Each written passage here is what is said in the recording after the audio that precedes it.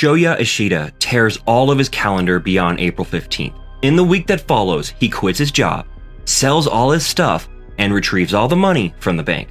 On April 15th, he places the money next to his mother's bed and heads out to the bridge nearby. He climbs atop the railing, determined to end all his suffering, but he stops.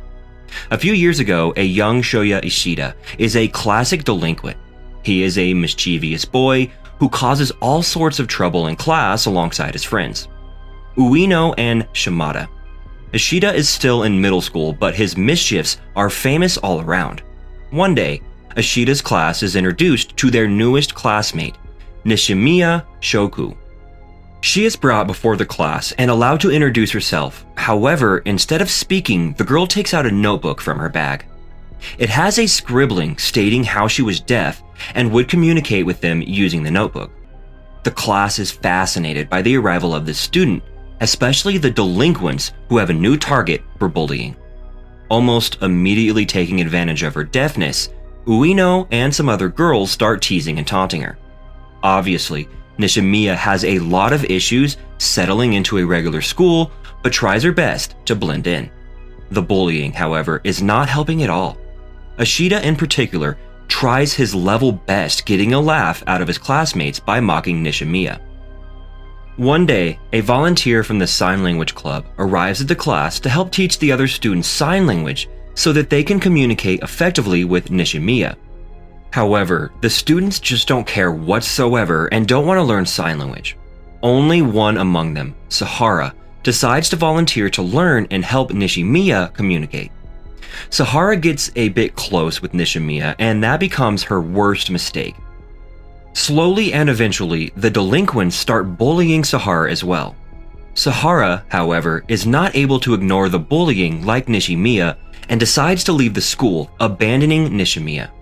With Sahara gone, Nishimiya is alone and has no friends. She tries to make new friends with Ishida and repeatedly tells him through sign language that she wants to be friends, but the delinquent, who had refused to learn any sign language, thinks she is being creepy. He throws dirt on her face and runs away. Nishimiya thinks that her being deaf is the problem and starts wearing hearing aids so that she could blend in with the others. However, this just gives the bullies some more opportunity to bully her. Ueno and Ishida, in particular, start taking away her hearing aids and throwing them away, one by one. Every day, they keep doing the same thing, until one day when Ishida forces her hearing aids off her and Nishimiya starts bleeding from her ears. That very same day, her mother complains to the school how she had lost 8 hearing aids in the last 2 months. These hearing aids were very expensive, and Nishimiya would not tell who had been doing this to her. The teachers immediately know that it's Ishida who has been doing all of this. Even though all the other students had been a part of the bullying as well, they don't step back from piling on their share of the blame on Ishida. Ishida protests how everyone was involved, but he is one against many. When he returns home, Ishida's mom is on the phone with the principal, who relates to her everything that had happened. Immediately, she drags Ishida to meet Nishiyama and her mother. She apologizes to her on behalf of her son and even hands her all the money that she had worked so hard to save to compensate her for the hearing aids. Nishimiya's mother takes her to the side, and when she returns to take Ishida back, the boy notices the tear on his mother's ears. She had torn her earrings off to fully compensate for the hearing aids he had broken.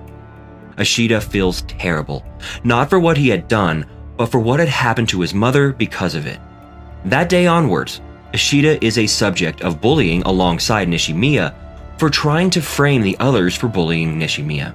He gets the same treatment that he gave Nishimiya earlier. His life is hell as well. Nishimiya still wants to be his friend, however, and does her best so that he doesn't feel bullied, going as far as cleaning his desk of all the mean comments written by Ueno and the others. One day, Ishida notices her cleaning his desk and starts pushing his repressed anger onto her. The two get into a serious fight. The next day, Nishimiya leaves school. As Ishida grows older, he begins to realize the atrocities that he had committed on Nishimiya. He had bullied her for no reason at all, for something that she couldn't even control herself. He starts feeling guilty so much that he cannot meet another person's eyes. They all feel so much better than him.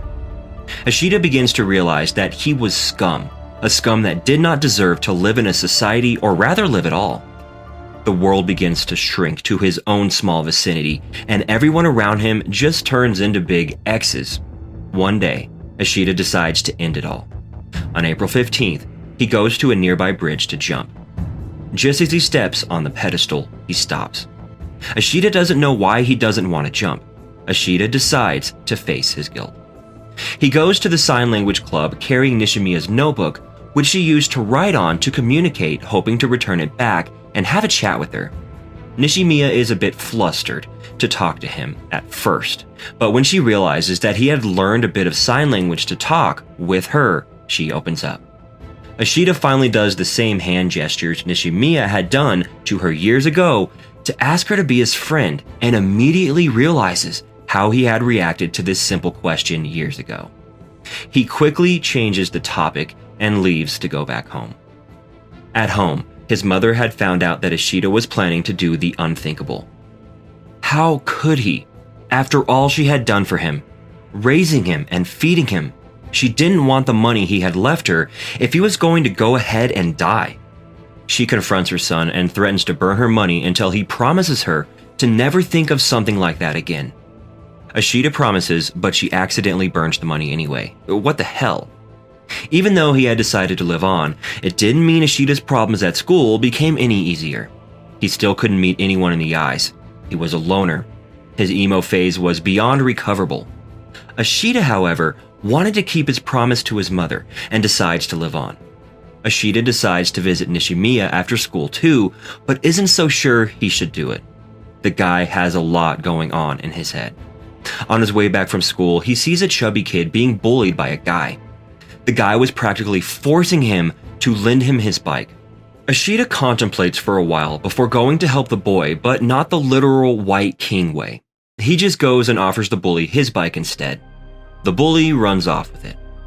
For a moment, Ashita takes this as a message from God, telling him not to meet with Nishimiya, but his mind wavers thinking of ways how he could still meet her and make his visit seem casual. Just then, he notices a bread coupon laying on the floor and for some reason thinks this could be his alibi. Ashita arrives at the sign language club with a bread loaf but is stopped at the door by a puny little middle schooler who introduces himself as Nishimiya's boyfriend. He tells him to stay away from her and slams the door in his face. Ashita returns home disappointed, and on his way he encounters the same guy he saved in school earlier. He had brought the bike that the bully had stolen away. And just like that, with that simple act, the X on his face drops to the floor and fades away. The boy introduces himself as Tomohiro Nagatsuka. He actually sat right before Ashita in class, but for so long, Ashita had ignored him like he had ignored others. The two guys became friends instantly. Tomohiro even forces Ashita to watch Morbius with him and then decides that Ashita was his best friend. They were definitely morbid. Ashita visits Nishimiya again, but this time Tomohiro goes with him and holds down the guy claiming to be Nishimiya's boyfriend. Ashita and Nishimiya talk at the pool below as the boy and Tomohiro watch them from above. Ashita and Nishimiya are both a bit edgy to talk considering their past, so they bring back the topic of the notebook again. Nishimiya begins opening the book and Ashita remembers all the profanities written on that notebook. He quickly snatches it away, but it falls into the pool below. Nishimiya jumps to get the book, and so does Ashita. The boy clicks their photo from far away. That night, he uploads a photo to the internet and almost immediately the next day, Ashita gets in trouble. He is called to the teacher's office and put again in house arrest for the rest of the week. His mother, however, allows him to go out and look after his sister Maria while she plays. In the playground, he finds the same boy again. Ashita realizes that he was the one who had released those pictures. Ashita is not mad. He takes the boy to his home and even serves him some lunch. The boy stays as long as nighttime, and Ashita goes to drop him off later. The boy tells Ashita that he knew what he had done to Nishimiya, and acting like a good guy now wouldn't change anything. Ishida agrees that he had done some really bad things and didn't even deserve to live, but he wanted to make it better. The boy smiles and then reveals he was actually Yuzuru, Nishimiya's younger sister. She had run away from home because she was scolded badly for spreading the picture and getting Ishida in trouble. Slowly, as they walked back home, Yuzuru starts forgiving him, but Nishimiya's mother had not forgiven her at all. She sees the two returning home and thinking that Yuzuru had been taken forcefully and slaps Ishida across the face and walks away with her daughter. Over the next few weeks, Yuzuru acts as a mediator and helps bring Nishimiya and Ishida closer. Ishida also tries his best to make amends for his mistakes and reunites Nishimiya with Sahara, whom she had wanted to meet for such a long time. Sahara is the same timid girl like she was from before, and she immediately apologizes for leaving Nishimiya back when they were in elementary school. Nishimiya understands Sahara's situation, and the two become friends once more.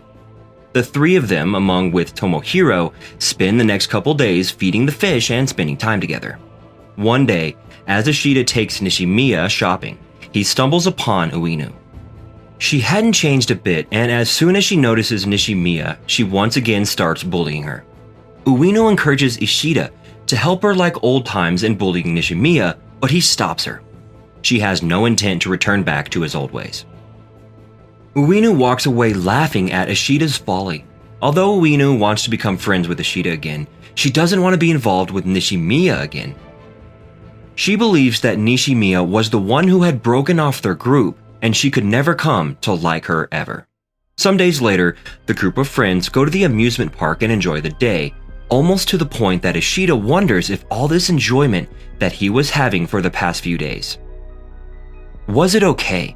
Was a person like him ever supposed to feel that way? Feel happy? For a moment, Ishida forgets these questions and lives in the moment. Perhaps he was meant to be happy after all. In the next few days, however, everything crumbles. Nishimiya visits the doctor with her grandmother and finds out that she can never hear again. Nishimiya gets depressed with the news. Her grandmother passes away a few days later as well.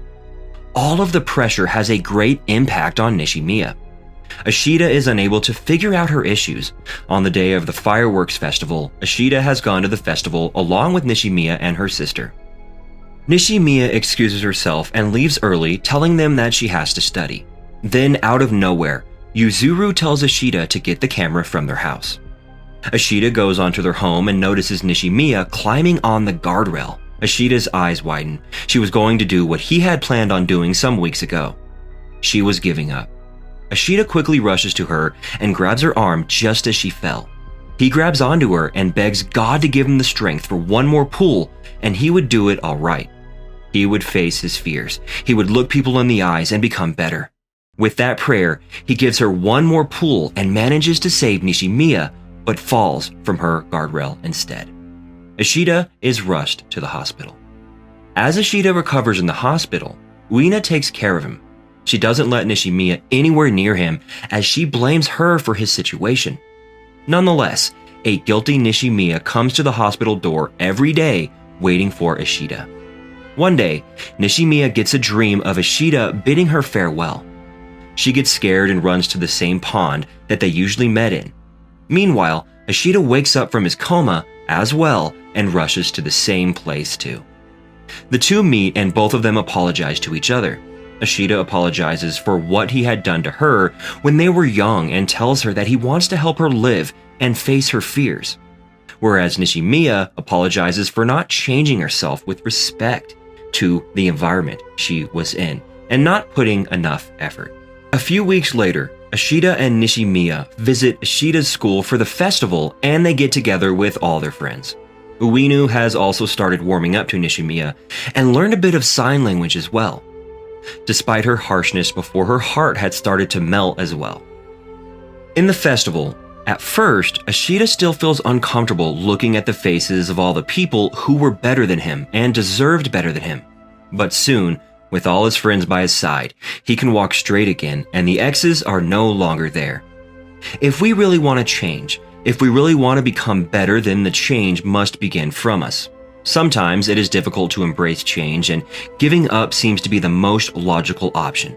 But we have to remember that the night is darkest before the dawn, and good things always come to those who wait and believe in themselves. Subscribe for more videos like this, turn on the notifications, and leave a like to help the channel out. Thanks for watching.